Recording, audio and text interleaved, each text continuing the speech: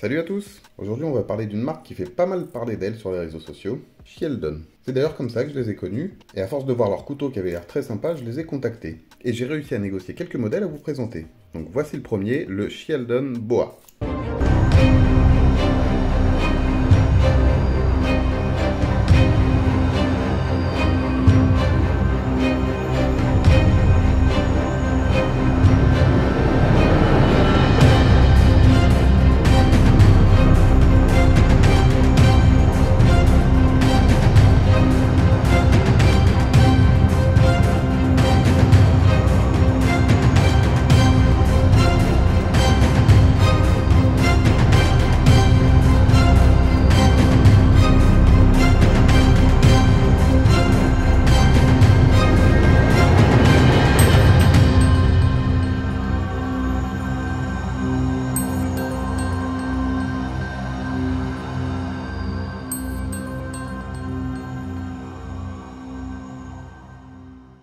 Dans ses caractéristiques, on est sur une longueur totale de 22,2 cm, une longueur fermée de 12,5 cm, une longueur de lame de 9,7 cm, le tout pour un poids de 127 grammes.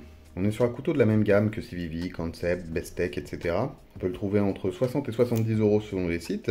Mais à ce prix-là, les grandes marques offrent de belles prestations. Donc on va voir si Sheldon est au niveau. Concernant les matériaux, on est sur du grand classique, avec une lame en D2 et un manche en G10. La lame est de style tantôt modifié, recouvert d'un revêtement noir qui est plutôt sympa. On y trouve une ouverture, qui n'a pas forcément d'utilité pour moi, mais qui peut à la limite servir de système d'ouverture pour ceux qui le souhaitent. Je sais que certains aiment bien ça pour l'esthétisme. Moi je trouve que c'est surtout un piège à pâté et que quand on s'en sert pour la nourriture, ça a tendance à venir se loger tout le temps dedans. Alors là il est assez grand pour être nettoyé assez facilement, mais bon, pour moi c'est pas vraiment utile. On a également du Jingping au-dessus de la lame qui est assez bien placé, qui est pas trop agressif mais qui fait quand même le taf. Et sinon on reste dans la sobriété avec simplement le logo ici et de l'autre côté le nom du modèle. Pour ce qui est du manche, on est sur des plaquettes en G10 au motif peau de serpent, d'où son nom, le boa. Moi je les trouve particulièrement réussies, je trouve ça vraiment très sympa. Elles sont parfaitement ajustées, il n'y a rien qui dépasse. Le tout sur des platines ajourées.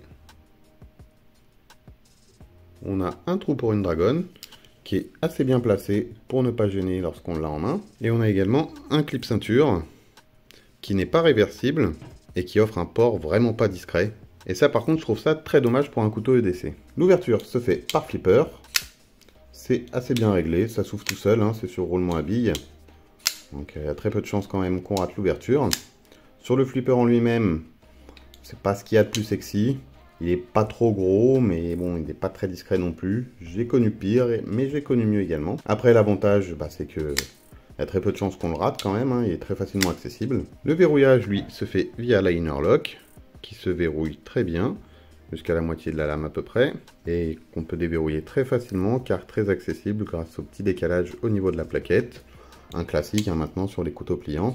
En ce qui concerne la construction et les finitions, on est quand même très proche des standards des grandes marques que j'ai pu citer tout à l'heure. Tout est assez bien ajusté, il n'y a rien qui dépasse.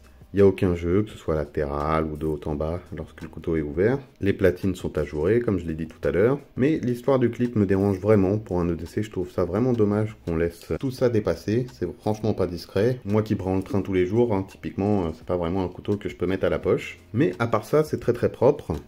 D'ailleurs, la lame est presque parfaitement centrée. Ça se joue à 1 ou 2 mm, grand max.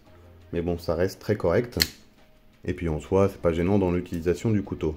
À l'utilisation, le manche est vraiment très confortable. Quelle que soit la position qu'on prend, on est très très bien. Il n'y a rien qui gêne. Même le clip qui me pose problème au niveau du port, là on le sent vraiment pas quand on l'a en main. Et du coup, même lors des travaux qui demandent de la force, il n'y a rien qui vient gêner ou qui vient faire mal. En plus de ça, la forme et les moutures de la lame permettent des coupes très précises. Mais il est quand même très costaud, grâce à sa construction et l'épaisseur de la lame notamment. Et donc il peut encaisser tout ce qu'on peut demander à un couteau pliant, ça y a aucun souci. Alors certains sont peut-être gênés par l'angle. C'est vrai que notamment pour bouffer sa gamelle et la nourriture en général, c'est pas forcément ce qu'il y a de plus pratique.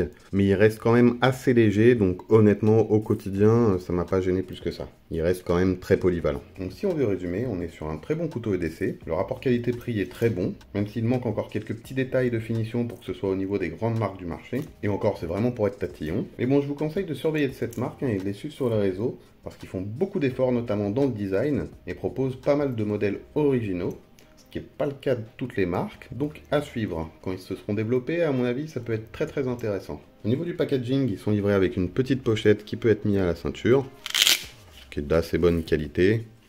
Après, moi, personnellement, j'en ai pas l'usage, mais elle a le mérite d'exister et je pense que ça pourrait en intéresser certains. De toute façon, comme je vous ai dit, moi, j'ai un autre modèle de la marque à vous présenter bientôt. Comme ça, vous pourrez vous faire un avis plus précis sur ce qu'ils peuvent offrir. On sera toujours sur du couteau pliant EDC, mais dans un autre style. Pour ne pas rater les prochaines vidéos, pensez à vous abonner. Si la présentation vous a plu, pensez à mettre un petit pouce vers le haut. Et puis, n'hésitez pas à me dire ce que vous en pensez en commentaire. Moi, comme d'habitude, je vous laisse avec les tests de coupe et des photos en gros plan de tous les petits détails du couteau. Et on se revoit très très vite pour une nouvelle présentation. Ciao!